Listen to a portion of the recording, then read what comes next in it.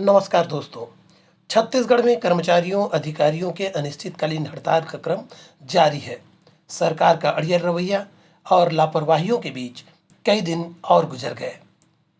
छत्तीसगढ़ कर्मचारी अधिकारी फेडरेशन के नेताओं की माने तो हर जीवित कर्मचारियों को इस आंदोलन में जुड़ना चाहिए। यह आंदोलन एक स्वाभिमान का आंदोलन है, कर्मचारियों की जीवटता का प्रतीक है। आम आदमी ये सोच रहा है कि केवल वेतन बढ़ाने के लिए ये कर्मचारी अधिकारी हड़ताल कर रहे हैं।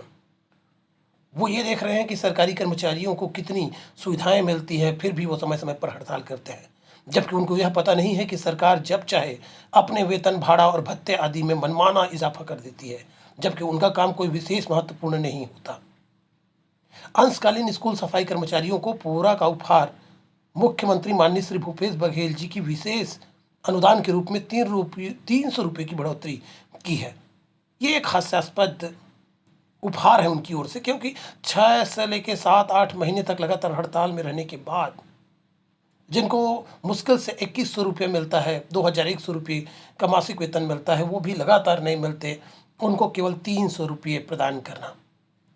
उनकी 2 ही मांगे थी, उनको पूर्णकालिक किया जाए या कम से कम कलेक्टर दर में मासिक वेतन मिले। 300 रुपये का लॉलीपॉप उनको थमाया गया है। जो भी आंदोलनकारी थे, जो हड़ताल से वापस लौटे हैं, वो हार कर चुपचाप बैठे नहीं हैं, बल्कि सब कुछ गुस्सा दबा कर बैठे हुए हैं। 1200 या 1500 का मासिक वेतन मिलने वाले मध्याह्न भोजन के रसोइया लोगों के हड़ताल को भी छत्तीसगढ़ सरकार ने बिल्कुल भी गंभीरता से नहीं लिया। 5 पैसे का इजाफा नहीं हुआ, खाली हाथ उनको लौटा दिया गया। सबने कसम खाया है कि वक्त आने पर वो बताएंगे कि वो क्या कर सकते हैं। शिक्षक लोगों का कई संगठन है, वो कई संगठनों में बटे हैं, सब होशियार है, सब ये कह रहे हैं कि यह हमारी मांग नहीं है, इन्हें यह मांग करना था, यह नहीं करना था। जब इतने सारे संगठन एक होकर आंदोलन कर रहे हैं, तब भी सरकार के कान में जूं तक नहीं रेंग रही है, तो फिर आप लोग जब केवल अपने विभाग के लिए अपनी मांगों को लेकर हड़ताल करेंगे तो कौन सुनेगा। बस श्रेय लेने की होड़ है, पद का लोभ है, और कहीं ना कहीं सब अपनी रोटियां सेकना चाहते हैं। आंदोलन सफल हो या असफल, मांग पूरी हो या ना हो, किरकिरी सरकार की हो रही है, भुगतना सरकार को ही है। अकड़ और कूटनीति को छोड़कर सरकार को कर्मचारियों के हित में शीघ्र निर्णय लेना चाहिए। वेतन बढ़ाने की कोई मांग नहीं है, कोई अपनी सुविधाओं को बढ़ाने के लिए मांग नहीं कर रहा है। जो पूरे देश में सभी राज्यों में, केंद्र शासित राज्यों में जो कर्मचारियों को मिल रहा है, उसे लेना इनका हक है, और इसी हक को लेकर के छत्तीसगढ़ के भी कर्मचारी अधिकारी संगठित हुए हैं अनिश्चितकालीन हड़ताल के लिए, और ये क्रम लगातार जारी है। हड़ताल के पंडाल में कई लोग ज्ञान की बात कर रहे हैं, कोई कवि कविताएं सुना रहे हैं, कोई लोक कलाकार लोक कला प्रस्तुत कर रहे हैं, कोई मानस के टीकाकार मानस पर प्रवचन दे रहे हैं। इस तरह से लोग आंदोलन में एकजुट होकर के अपनी बात रख रहे हैं।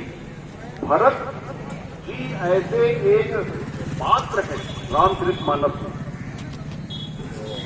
देखिए, आप लोग जानते होंगे महाराज मनु और महारानी शतरूपा ने जब वरदान मांगा भगवान से, महाराज दशरथ का जो पहला रूप है वो महाराज मनु है, और माता कौशल्या का जो पहला रूप है वो माता शतरूपा है।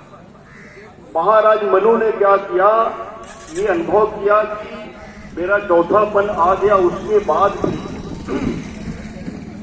कोई न विषय विराग, भवन बसत भा चौथपन, हृदय बहुत दुख लाग, जन्म गयो हरि भजन। देखिए, हम लोगों से गलती कहां पर होती है, और रामचरितमानस में हमको क्या संकेत दिया जा रहा है। हम लोग बहुत ज्यादा सियान हो जाते हैं, उसके बाद भी सियानी छोड़ना नहीं चाहते। हम लोग सोचते हैं कि हमारी सियानी चलती रहे और लोग हमारी बात मानते हैं। जैसे प्रदेश में हम लोग देख रहे हैं, कोई आदमी उनको पसंद नहीं कर रहा, कोई आदमी उनको पसंद नहीं कर रहा है। हर आदमी ये चाह रहा है कि कोई दूसरा उसकी सीट पर बैठे, और कौन व्यक्ति बैठे वो भी निश्चित है, उन्हीं लोग द्वारा निश्चित किया गया है। हम लोग जानते हैं, उन्हीं लोगों के द्वारा निश्चित किया गया है कि भाई आप इतने दिन तक बैठोगे, उसके बाद ये इतने दिनों तक बैठोगे। पर वो सियानी नहीं छोड़ना चाह रहा है। भले ही लोगों को कितनी तकलीफ हो, हम जैसे लोगों को कितनी तकलीफ हो रही है उसको तो हम ही लोग जानते हैं, और हमारे कारण और कितने लोगों को तकलीफ हो रही है उसको वही लोग जानते हैं। तो हम लोग ये चाहते हैं कि सियानी कभी ना छूटे, हम हमेशा मुखिया बने रहें, लोग हमारी बात मानते रहें। लेकिन महाराज मनु ने ये कहा, मन में विचार किया कि हो ही न विषय विराम। मनुष्य को एक निश्चित समय के बाद विषयों से उसके मन में विरक्ति होनी चाहिए और भगवान के भजन की ओर उसका ध्यान आकृष्ट होना चाहिए।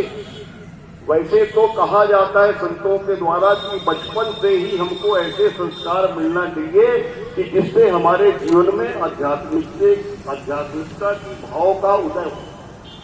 देखिए, भौतिकवाद में हम लोग बहुत चल रहे हैं।